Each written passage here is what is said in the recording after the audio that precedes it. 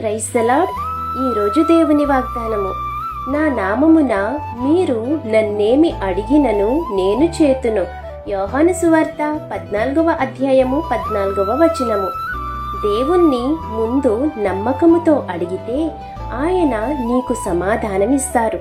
యేసయ్య నీ ప్రార్థన వింటారు. నీ హృదయ కోరికలు తెలిసిన దేవుడు నీ మంచికే అవసరమైన దాన్ని అందిస్తారు. యేసయ్య నామంలో అడగాలి.